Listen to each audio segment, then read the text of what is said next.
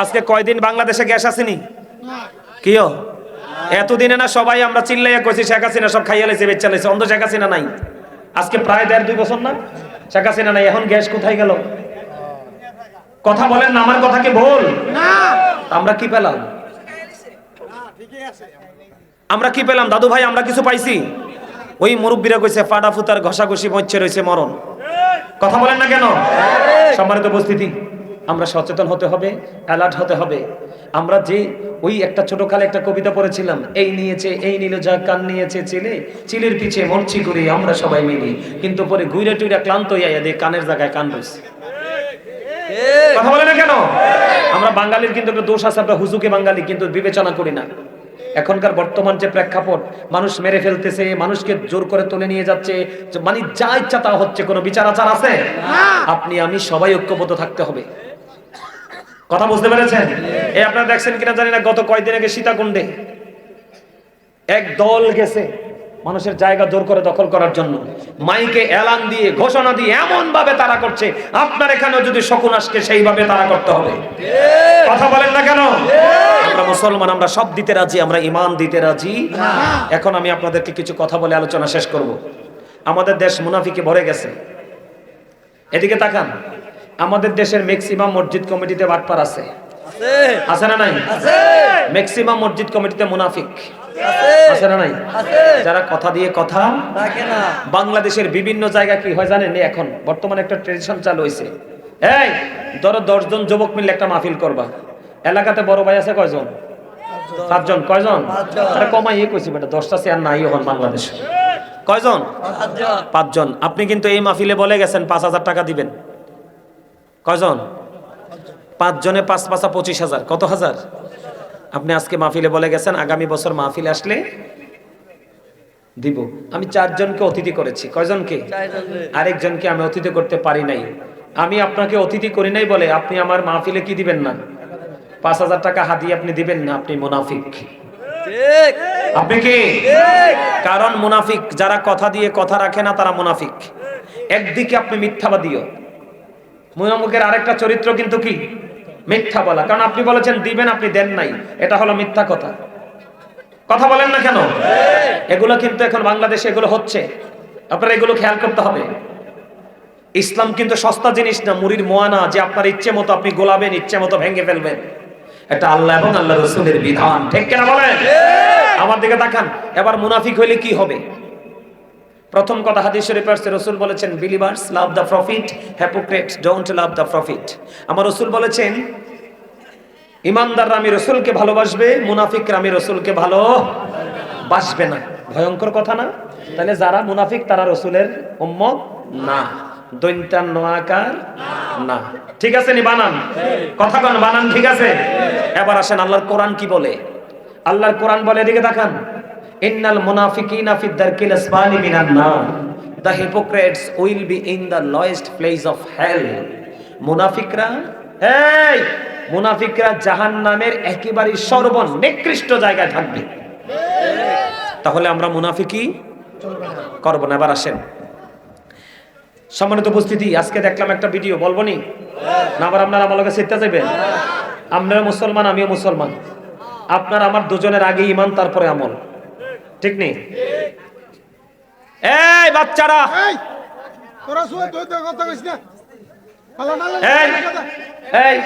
এবার তোমরা যেই কোন একজন আবার যে লম্বা দেখে একটা পাকা জিংলা চিবা নিয়ে আসো, যাও। কাঁচা না পাকনা বেটা, কাঁচাটা বাড়ি দিলে ভেঙে যাবো, পাকনাটা সহজে ভাঙবে না। আমি কি বলি শোনেন যুবক ভাইরা, আমি কাউকে ভালো বা মন্দ বলার জন্য না, কাউকে ছোট বা বলার জন্য, বাস্তবতা। এদিকে দেখেন বাংলাদেশে 2টা প্রতীক আছে এখন বর্তমানে বিতর্কিত, নির্বাচনমুখী। কয়টা প্রতীক? 2টা। কয়টা প্রতীক? 2টা। আজকে আসার সময় দেখলাম আপনার অনলাইনে বলতেছে এক হুজুর, নাউজুবিল্লাহ কম, আরেকবার কম, আরেকবার কম। এই হুজুর কইতেছে এই 2 প্রতীকের মধ্যে যদি কেউ ভোট না দেয় তাহলে তারা মুসলমান না। আপনি একজন মুসলমান হিসেবে মানবেন না? আরো জোরে বলেন, মানবেন? আমি ভোট দিব কি দিব না, কাকে দিব কাকে দিব না, এটা আমার ইখতিয়ার। আপনি আমাকে মুসলমান না হইলে তো আমি কাফের। কথা বলেন না কেন? মুসলমান না হইলে আমি কি? আপনারা বলেন, আপনারা কি এই কথার সাথে একমত? এদেরকে চিনে রাখবেন। আর এদেরকে বলে দেই, ক্ষমতা দেওয়ার মালিক আল্লাহ, ক্ষমতা নেওয়ার মালিক আল্লাহ। তোমরা আল্লাহ আল্লাহ রসুলের বিধানের কে কলঙ্কিত করে, ছোট করে তোমরা ক্ষমতা যেতে চাও? ক্ষমতা তো সহজ জিনিস না। কথা বলেন না কেন? এরা ক্ষমতায় গেছে না, এখনো নির্বাচনও হয় না, এখনো এখনই এরা যা শুরু করছে। আর এরা ক্ষমতায় আসলে কি করব আমার মাথায় ধরে না। এবার আসেন আরো ভয়ঙ্কর খবর। আজকে সিরাজগঞ্জের আপনার এক কি এমপি পদপ্রার্থী, এক প্রতীক, তিনি দাঁড়িপাল্লার পক্ষের লোক। কিসের লোক? দাঁড়িপাল্লায় ভোট চাচ্ছে তিনি। তার মানে এই দাঁড়িপাল্লা প্রতীক কার? কথা কন না কেন? কার? তারা জামাতে ইসলামী বলে। কি বলে? ইসলামী বলে। তাদের মধ্যে ন্যূনতম ইসলামের গান নাই। আচ্ছা, যদি গান থাকতো তারা কি বলতে পারতো সূর্য আমি ডাক দিলে দাঁড়াবে? নাউজুবিল্লাহ কর না। তাদের যদি ন্যূনতম গান থাকতো তারা কি বলতো রোজার পূজা এক? তাদের যদি ন্যূনতম গান থাকতো তারা কি বলতো যে মাজারে যাওয়া পূজা আর পূজায় যাওয়া জিয়ারত? নাউজুবিল্লাহ বলেন। যারা আল্লাহর ওলির মাজার শরীফ জিয়ারত করে তাদেরকে বলে পূজারি। তো তোমরা যে ইয়াদ দেখলা পূজাত গেলা, উলঙ্গ নারীদেরকে দেখলা এবং ঢং ঢং মং মং করে একবারে সিরালাইছে মিয়া গীতা পইরা, ঠিক কেন বলেন?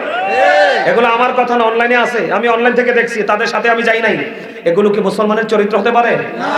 আজকে সিরাজগঞ্জে আপনার ভিডিওতে বলতেছে যারা দাঁড়িপাল্লাকে ভোট দিবে না এবং দাঁড়িপাল্লাকে সাপোর্ট দিবে না তারা মাহফিলে আসবে না। দাঁড়িপাল্লার সাথে মাহফিলের কি সম্পর্ক? হোয়াই? এগুলো কি মুসলমানের কাজ? তাহলে আমি তাদেরকে ইসলামী বলতে পারি? এই জন্য আমি তাদেরকে বলছি আপনারা জামাত শিবির বলবেন, আপনারা জামাত ইসলামী বলবেন না। এবং আমার কাছে অবাক লাগে তারা যখন এত বড় বড় গর্হিত কথাগুলো বলে, কোরআন হাদিস বিরোধী কথাগুলো বলে, তাদের যারা সিনিয়র আছে, হাই কমান্ডে আছে, তারা কিন্তু কেউ কোনো প্রতিবাদ করে না। মনে রাখবেন, যারা অন্যায় করে এবং যারা সহ্য করে দুজনে সেম টু সেম অপরাধী, ঠিক কিনা বলেন? আরে যারা বলেন, মুসলমানের রোজার হিন্দুদের পূজা কি এক? না। মুসলমানের আজান আর হিন্দুদের উলুদনি কি এক? না। ফেনীতে দেখলাম, এই ফেনীতে ও দাঁড়িপাল্লার প্রতীক নিয়ে এমপি পদপ্রার্থী ফেনীতে, সে বলতেছে কি জানেন? মসজিদে যদি রাজনীতির করা না যায়, মসজিদে আজান দেওয়া যাবে না, কোরআন তেলাওয়াত করা যাবে না। একজন মুসলমান হিসেবে মানবেন আপনি? না। আমাদের কি ইমানকে বাঁচবে? এগুলো বিশ্বাস করলে ইমান থাকবে? আরো জোরে বলেন না। থাকবে? সম্মানিত উপস্থিতি, এরা এখনো নির্বাচন হয় নাই, তারা নির্বাচনমুখী। আচ্ছা, ক্ষমতা যাওয়ার স্বপ্ন তো সবাই দেখে, কিন্তু ক্ষমতা যায় কয়জন? সবাই তো স্বপ্ন দেখতেছে। আর কেউ কিন্তু এরকম বিতর্কিত মন্তব্য করতেছে না, ইসলামকে কেন তোমরা ব্যবহার করছো? আজকে আমাদের যুব সমাজ কোথায়? আর আমার কাছে অবাক লাগে তারা যে বক্তব্যগুলো দেয় মানুষগুলো। আরেকটা দেখলাম কালকে বলতেছে আপনি সারা জীবন পাপ করছেন। এ নাকি ডক্টর ফয়জুল করিম নাকি জানি তার নাম, সে নাকি ফয়জুল হক নেই, এই ফয়জুল হক, সে, আমি ভিডিও আছে আপনি অনলাইনে দেখবেন, আপনারা দেখেছেন হয়তো অনেকে। সে বলতেছে সারা জীবন সে পাপ করছে, পাপ কইরা বিড়ি খাইতে খাইতে যায় একজনকে বলবে যে তুমি দাঁড়িপাল্লা মার্কায় ভোট দাও, তাইলে তার সব গুনাহ মাফ। নাউজুবিল্লাহ কোন না। আরেকজনে কইতাছে ইব্রাহিম আলাইহিস সালাম যে ইসমাঈল আলাইহিস সালামকে কুরবানি করেছে, ইসমাঈল আলাইহিস সালামের কুরবানির চাইতেও বড় কুরবানি হলো জামাতকে ভোট দেওয়া, দাঁড়িপাল্লায় ভোট দেওয়া। আপনারা বলেন আমরা কোথায় যাব? সম্মানিত উপস্থিতি, মাথা খারাপ না? গতকালকে চট্টগ্রামে এক হাফজখানার বাচ্চাদেরকে পিটাইয়া বের করে দিছে, বের করে মাদ্রাসা কোপাইয়া ভাঙ্গা সুইরা আল্লাহর ওলির খানকা টানকা ভাঙ্গা একবারে শেষ। আরে ভাই, তোমরা তো এখনো ক্ষমতায় যাও নাই, ক্ষমতায় গেলে তোমরা কি করবা? জাতি তো বুঝে গেছে, জাতি তো চিনে গেছে। আবার আজকে এনায়েতুল্লাহ আব্বাসী সাহেব, ডক্টর এনায়েতুল্লাহ আব্বাসী সাহেব যখন এগুলোর বক্তব্য দিতেছে, দর্শক সারি থেকে একজন বলতেছে হুজুর স্লিপ অফ টাং। হুজুর সাথে সাথে বলছেন নো, এটা কখনোই স্লিপ অফ টাং হতে পারে না, এটা তাদের চরিত্র, ঠিক কিনা বলেন? এটা যদি তাদের চরিত্র না হতো তাহলে তারা কি করত? তাদের যারা একদম সিনিয়র লেভেলে আছে তারা তাদেরকে ডাক দিত, এই তোমরা ইসলাম শব্দ ব্যবহার করে ইসলামের সাথে অবমাননা করছো কিনা। তারা বলতেছে জামাত যদি হেরে যায় কোরআন হেরে যাবে, তাহলে ওই যে দক্ষিণবঙ্গে কি জানি একটা আছে কৃষ্ণনন্দী, জামাত কৃষ্ণনন্দীকে মনোনয়ন দিয়েছে। আপনি বলেন তাহলে কৃষ্ণনন্দী যদি হেরে যায় তাহলে কি কোরআন হেরে যাবে? আরে যারা বলেন হেরে যাবে। সম্মানিত উপস্থিতি, ভাইয়ের আমার, বাবার আমার কাছে মনে হচ্ছে গোটা পৃথিবীর ইমানদার মুমিন মুসলমান ভাই বাবা মা বোনদেরকে বলে দিতে চাই, আবার তারা একটা অপকৌশল চালাচ্ছে তালিমের নামে মহিলাদেরকে দিয়ে, কিন্তু এখন ঘরে ঘরে এলাকা এলাকায় গিয়ে প্রচারণা চালাচ্ছে। এজন্য আমি আপনাদেরকে বলে দিতে চাই, আমি আবারও বলছি,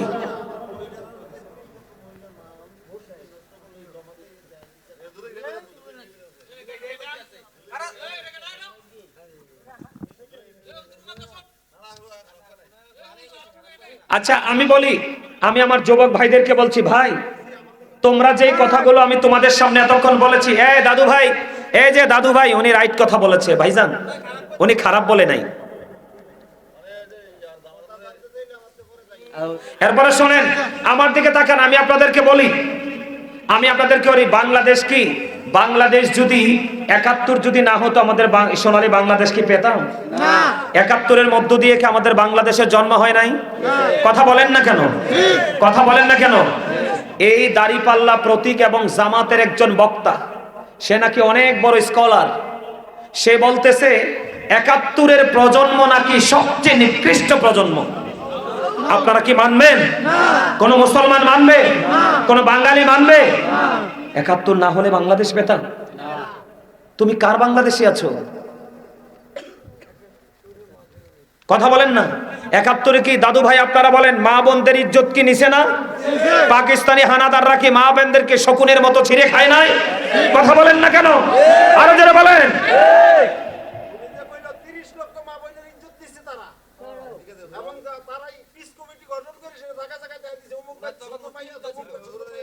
এবার দেখছেন সৈনিক পাইয়া গেছি। উনি এটাই বুঝাইতেছে ৩০ লক্ষ মা বোন। দেখেন এই দেশের রাজাকাররা কি করতো জানেন? এটা আমার দাদি নানির কাছ থেকে শোনা, আমার তো তখন জন্ম হয় না, আমার মায়ে তখন ছোট ছিল। আমার দাদি নানির কাছ থেকে, মুরব্বীদের কাছ থেকে শোনা, এই দেশের রাজাকাররা নাকি মা বোনদেরকে দেখাই দিত। এরা ঘর থেকে নিয়ে মা বোনদের ইজ্জত লুটে নিত। যারা ৭১-কে বিশ্বাস করে না তারা বাংলাদেশের মা বোনকে নিরাপদে থাকতে দিবে না। দেখেরা বলে আমরা ৭১-কে বিশ্বাস করি, আমরা বাংলাদেশকে বিশ্বাস করি, আমরা ৭১-কে ধারণ করে। ঢিকেরা বলে মুক্তিযোদ্ধাদেরকে নির্মমভাবে লাঞ্ছিত করা হচ্ছে, অপমান করা হচ্ছে, মুক্তিযোদ্ধার গলা জোতার মালা পরিয়ে দেওয়া হচ্ছে, কোনো ধরনের কোনো প্রতিক্রিয়া নাই। সম্মানিত উপস্থিতি, সবচেয়ে বড় দুঃখজনক কথা আমি একজন আলেম হিসাবে বলতে চাই, আমি সত্য বলতে হবে। এই শেখ হাসিনা যখন ক্ষমতা থেকে নামলো, একদিনে ২ দিনে ১০০টার উপরে মাজার ভেঙে দিল। কথা বলেন। আজকে আমরা টুপি পাইছি কার থেকে? আল্লাহর ওলিদের থেকে না? পাঞ্জাবি পাইছি কার থেকে? আল্লাহর ওলিদের থেকে না? আমরা নামাজ শিখছি কার থেকে? আল্লাহর ওলিদের থেকে না? তুমি আল্লাহর ওলিদের মাজার ভেঙে দিবা, গুড়ি দিবা, আল্লাহর ওলিদের খানকা ভেঙে দিবা। অত্যন্ত দুঃখজনক, অত্যন্ত লজ্জাজনক। সম্মানিত উপস্থিতি, আমি গোটা বাংলাদেশের মুমিন মুসলমান সচেতন মানুষের দৃষ্টি আকর্ষণ করে বলছি, সবাই সচেতন হন। আবেগ দিয়ে নয়, বিবেক দিয়ে কাজ করেন। কথা বলেন, কি দিয়ে? আরো জোরে। বিবেক হলো আল্লাহর দেওয়া এক নূর। যার মধ্যে বিবেক আছে তার মধ্যে সত্য মিথ্যার পার্থক্য করার মনোভাব আছে। ঠিক কিনা বলেন? সম্মানিত উপস্থিতি, এরা ক্ষমতায় আসে নাই। এরা যদি ক্ষমতায় আসে, এদের মতো করে আপনি নামাজ পড়তে হবে, আপনি কোরআন হাদিসের মতো করে পড়তে পারবেন না। এরা যে আলামত শুরু করে দিয়েছে, ঠিক কিনা বলেন? সম্মানিত উপস্থিতি,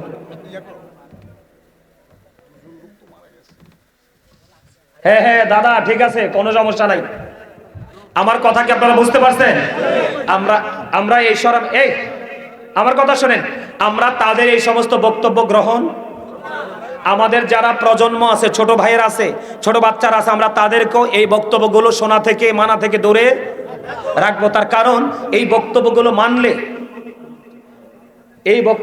মানলে এবং শুনলে এগুলো একজনেরও ঈমান থাকবে না। আমরা ঈমান চাই, ঈমান নিয়ে বাঁচতে চাই। কথা বলেন ঠিক না ঠিক? আরো জোরে বলেন, আরো জোরে বলেন। আমরা এই দেশে হিন্দু, খ্রিস্টান, বৌদ্ধ, মুসলমান, এদিকে তাকান, যারা হিন্দু তারা তাদের উপাসনা করবে, যারা খ্রিস্টান তারা তাদের উপাসনা করবে, কথা বলেন না কেন? যেই যে পেশা নিয়ে আছে তারা সবাই সবার পেশা নিয়ে কাজ করবে। আমরা আলেম হিসাবে আমরা তাদেরকে পরামর্শ দিব, সাজেস্ট করব, ভাই এটা অন্যায়, এটা নে কিও, যে মানবে সে লাকি, আর যে মানবে না সে ধ্বংস, ঠিক কিনা বলেন? আল্লাহ আমাদের সবাইকে সুন্দর সুষ্ঠুভাবে জীবনযাপন করার তৌফিক দান করুন, সকলে বলেন আমিন। আপনাদের মাহফিলে কিন্তু তাবারুক নাই, আছে না? আমি আপনাদেরকে দেখে আজকে পুরো অবাক হলাম, সত্য কথা, যেটা খুশি করার জন্য বলছি না। আপনারা জানেন আজকে এখানে তাবারুক নেই, ঠিক কিনা বলেন? তারপরও আপনাদের চমৎকার উপস্থিতি এবং চমৎকার মনোযোগ, কথা বলেন না কেন? আসলে আল্লাহ আপনাদের সবাইকে কবুল করে নিক, সকলে বলেন আমিন। আর যারা বলেন আমিন। আপনারা কি দোয়া করে যাবেন না? সবাই যাবেন তো? আমার কথা কি কেউ রাগ হইছে? এগুলো কি আমার কথা না তাদের কথা? তাদের কথা না? আমি শুধু আপনাদেরকে মনে করিয়ে দিলাম আমরা যেন সজাগ থাকতে পারি। আল্লাহ যেন আমাদেরকে কবুল করেন, সকলে বলেন আমিন। কি কি হ্যাঁ ঠিক আছে, কোনটা কোনটা?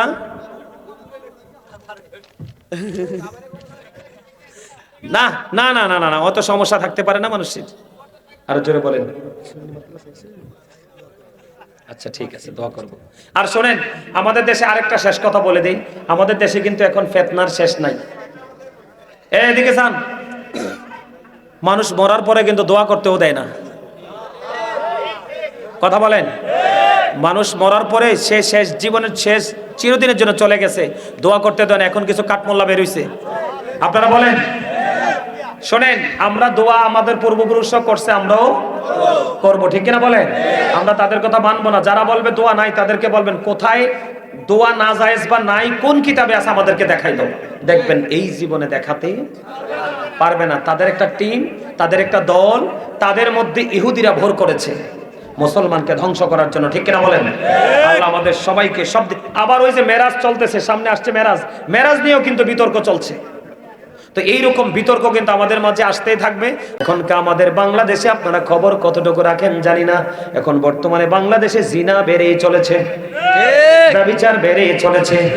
সবচেয়ে বড় বন্ধ ভয়ঙ্কর খবর, এখন বাংলাদেশে সমকামিতার মতো নষ্ট কাজ শুরু হয়ে গেছে, যেটা একটা পুরুষ আরেকটা পুরুষের সাথে যৌন চাহিদা মেটাবে। নাউজুবিল্লাহ বলেন না। যেটা লুত জাতির কাজ ছিল, কোন জাতির কাজ? লুত জাতির কাজ। একটা হলো ধর্মীয় শিক্ষা না থাকার কারণে, আরেকটা হলো বন্ধু বাবা মা তাদের দায়িত্ব পালনে অবহেলা করার কারণে। আমার দিকে তাকান বন্ধু, আপনি মেয়েটাকে বিয়ে দিবেন, ছেলেটাকে বিয়ে করাবেন, বাবা মার দায়িত্ব কিন্তু কেমন করে বিয়ে দিবেন আমার দিকে তাকান। সন্তানকে কেমন, ছেলের জন্য কেমন বউ আনবেন, মেয়ের জন্য কেমন বর খুঁজবেন আমার দিকে তাকান। আপনার আমার প্রাণের রাসূল বন্ধু জানিয়ে দিয়েছেন, মেয়ে যখন দেখতে যাবা, ওই যে আপনাদের ঘরে ঘরে অশান্তি আছে না নাই? শ্বশুর শাশুড়ি নির্যাতিত কিনা? বিশেষ করে দুষ্ট বউ যদি ঘরে থাকে রে, তার বোনটা তো চলে গেছে শ্বশুর বাড়ি। কোথায়? বোনটা চলে গেছে শ্বশুর বাড়ি। ভাইয়ের কাছে একটা ফোন ফেলে বোনটার কলিজাটা শান্ত হয়।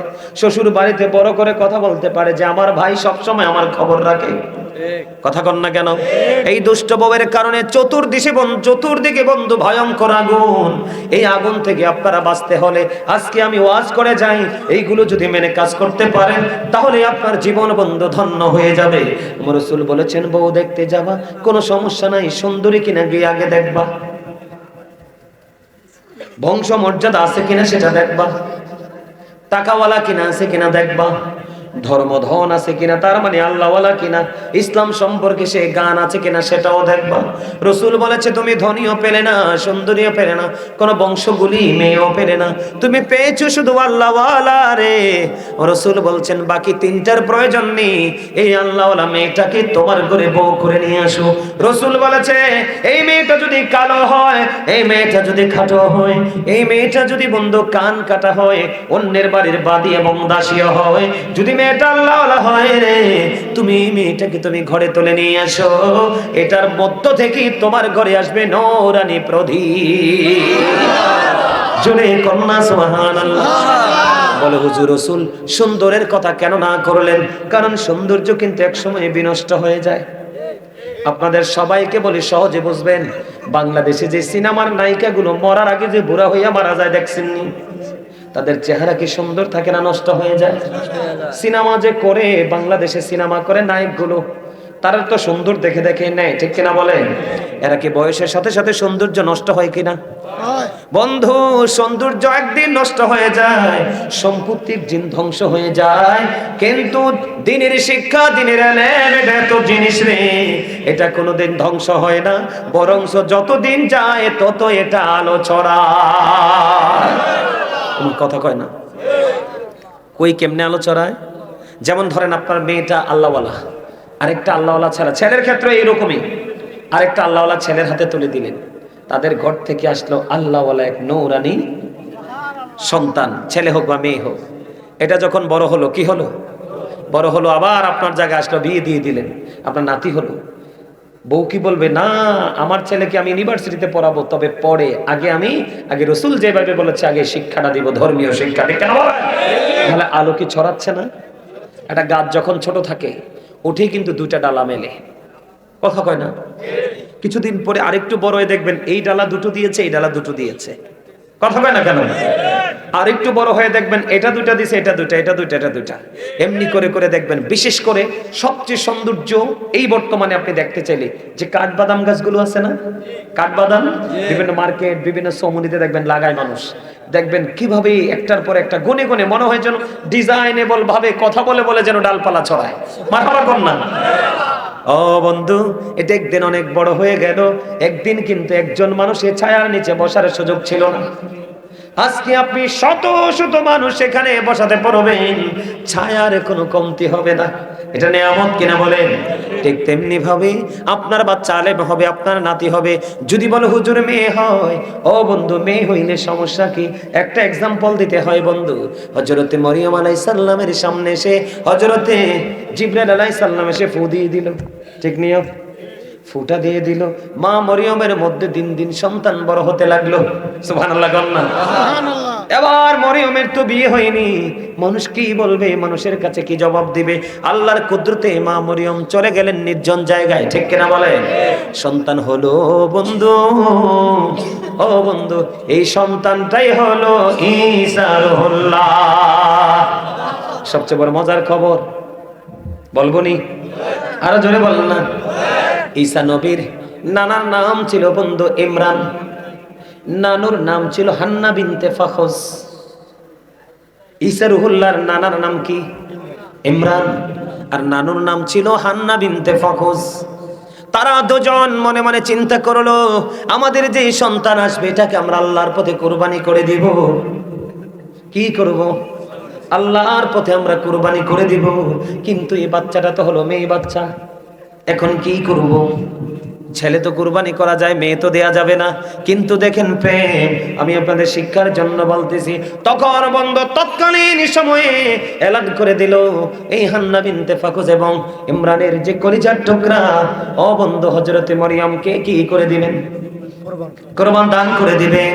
পরীক্ষার অনেকগুলো প্রার্থী হলো, এর মধ্যে বন্ধু সব প্রার্থীগুলো কি করলেন? প্রতিযোগিতা দিতে আসলেন। লোহার শীষ পানিতে ফেলো, কি করো? কথা কয় না। লোহার শীষ পানিতে ফেলো। লোহা কি পানিতে পড়লে ডুববে না ভাসবে?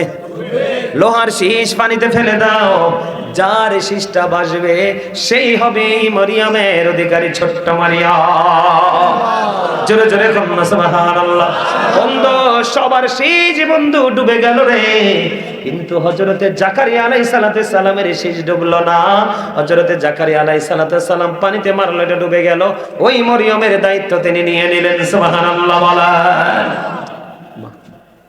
এটা আমি আপনাদেরকে বুঝাইতে চাইছি। কি দারে এই তোরা কি ঠান্ডা বেশি লাগে নাই? বা বেটা ঘুমা, কম্বল গো মাথায় দে বেটা। আমি আপনাদেরকে বুঝাইতে চাইছি, মেয়ে হলে অবহেলা করা, এই জায়গাটা বোঝানোর জন্য কিন্তু এই জায়গাটাতে আসছি। যারা বুদ্ধিমান বুঝে গেছে, এই মিয়া এখনকার মানুষ তো ছেলে হইলে বাপরে বাপ, আরে বাপরে বাপ, আসমানের চাঁদ পর্যন্ত দাওয়াত দিতে চায়। নাউজুবিল্লাহ বলেন। আসমানের চাঁদকে কি দাওয়াত দেওয়া যায়? মানে বললাম আর কি, মানে এত খুশি হয় মনে হয় আসমানের চাঁদও নিয়ে আইবো বাড়ি, ঠিক না বলেন? মেয়ে হইলে তো আল্লাহর গজব পরে, কেউ রে শোনায় না। কথা কয় না কেন? না বল কইছিও? হ্যাঁ আল্লাহ রাসূল কইছে যার 3টা মেয়ে তার 3টা জান্নাত, যার 2টা মেয়ে তার 2টা জান্নাত। হাদিসটা যিনি বর্ণনা করেছেন হাদিসের রাবি তিনি বলেছেন আমি আমার রাসূলকে একটা কন্যার সম্পর্কে প্রশ্ন করিনি, যদি করতাম হয়তো আমার রাসূল বলতে একটা কন্যার পিতামাতার জন্যও একটা জান্নাত। সুবহানাল্লাহ গান আরে জোরে। তাহলে বাবা মা দায়িত্ব পালন করার দরকার আছে না নাই? আপনি যদি সন্তানের সময় মতো মেয়েকে বিয়ে দেন কোনো ছেলের সাথে বাগবে না, আর আপনি যদি ছেলেটাকে সময় মতো বিয়ে দিয়ে দেন অন্য কোন নারীর দিকে মেয়ের দিকে চোখ তুলে তাকাবে। এখন তো আমাদের বাংলাদেশে গত পরশুদিন না গতকালকে হাইকোর্ট থেকে রায় আসছে, মনু রমজানের চাঁদ দেখা খুশি হইলে হইতো না 30টা আছে রোজা। কথা কম না কিল্লা? রোজা কয়টা আছে? রোজা আছে কয়টা? 30টা। সাহারিও খাইতে হবে 30 রাইতুইটা। কথা কন না কিল্লা? সবচেয়ে বড় কথা তারাবি পড়তে হইব 20 রাকাত। আপনি যে খুশি হইছেন হিসাব করে খুশি হইছেন নি? বলে হুজুর আপনি ওখানে গেলেন কেন? অনেক পুরুষরা দেখি খুশিতে রমরমা মনোভাব নিয়ে হাঁটছে। এই যুবকের দল, আমরা ইমানদার, আমাদের জন্য প্রত্যেকটা জিনিসের একটা লিমিট আছে। আমরা ইহুদি নাসারা না যে আমরা কোনটাকে বিয়ে করব। ও বন্ধু আমরা মুসলমান, পুরুষের যেমন দাম আছে রে নারীদেরও আরো দাম। নারীদেরকে ছোট করে দেখো না, নারীদেরকে কলঙ্কিনী মনে করো না, নারীদেরকে তোমার পায়ের স্যান্ডেল মনে করো না, নারীদেরকে ভোগের পণ্য মনে করো না রে। আজকে থেকে যদি পৃথিবীতে কন্যা সন্তান জন্ম হওয়া বন্ধ হয় পৃথিবী আজকেই থেমে যাবে। ঠিক কিনা বলা? তুমি আজকে দ্বিতীয় বিয়ের জন্য কোনো অনুমতি লাগবে না, এটা শুনে তুমি খুশি হয়েছ। কিন্তু তুমি এত বোকা কেন? কাল কাঁধে পোষ্য তোমার ওরস থেকে যদি মেয়ে হয় তোমার মেয়েটাও তো এমন হালকা জিনিস হিসাবে সমাজে বিবেচিত হবে। ঠিক কিনা বলা? আমরা ওই আইনে চলবো না, আমরা কোরআন এবং হাদিসের আইনে চলবো। আল্লাহ এবং আল্লাহর রাসূল যেইভাবে কোরআন নারীকে মর্যাদা দিয়েছে আমরা তাদেরকে মর্যাদায় রাখবো। কারণ নারীদের সবচেয়ে বড় জায়গা হলো তিনিরা মায়ের জাত। ঠিক কিনা বলেন? আমরা কি খুশি হব? আমার খুশি হব মুকুন রে। হ্যাঁ, বাংলাদেশে কয়টা মানুষ ইসলামী আইনে চলে? আমার কথা কন না কিনলে কয়টা মানুষ কয়টা পুরুষ ইসলামী আইনে চলে? এই বেটা এত সস্তা না। এই কথা কয়েন না, দিক তাকান। এগুলো এই ওয়াজ দরকার আছে নি রে? এই ওয়াজ বেশি দরকার, এই ওয়াজ বেশি দরকার কিনা বলেন? আরো জোরে। এই আপনার ঘরে ঘরে বেয়াদব বউ আসেনি? আছে। আজকে থেকে সুন্দরীর পিছে ছুটবেন না। হ্যাঁ সুন্দর দেখতে বলছে রাসূল। যদি সুন্দর আল্লাহওয়ালা পান তাহলে তো আপনি প্লাস পয়েন্ট, আলহামদুলিল্লাহ। কিন্তু আপনি সুন্দর পেলেন না। তবে মনে রাখবেন সুন্দরীরা বেশিরভাগই বেয়াদব। ছেলে বলেন মেয়ে বলেন বেশিরভাগই বেয়াদব। আর কালো এবং শ্যামলা ম্যাক্সিমামই জেন্টেল। তারা বেকুবের মতো সাইয়েছেন কিল্লাই জি বা না একটা কোন কথা কয় না কিল্লাই। দেখবেন যার বাড়িতে কালো জামাই সবার আগে সালাম দেয়, আর যেটা একটু হ্যান্ডসাম দেখতে ফিটফাট এটা দেখতে রে বেটা আমার মূল চাইয়া দেখ। কথা কন না কেন? না ভুল বলছি? যেই ঘরে কালো এবং শ্যামলা বউ আছে দেখবেন এই ঘরে মোটামুটি সুখ আছে। যেই ঘরে সুন্দর, যেই ভাই সুন্দর জামাই আছে মিয়া, এই জামাই শ্বশুর শাশুড়ি সেবা করবো কোন সময়? তো চামড়া চাইয়েই কুল পায় না। কথা কয় না কেন? এতে চামড়া চাইয়ে তো কুল পায় না, এত কয় ঠিক কিনা কন? আর যেই ঘরে সুন্দরী বউ আছে শ্বশুর শাশুড়ি সেবা করবো কোন সময়? কইতাম নি একটা কথা? আরো ধরে কইতাম।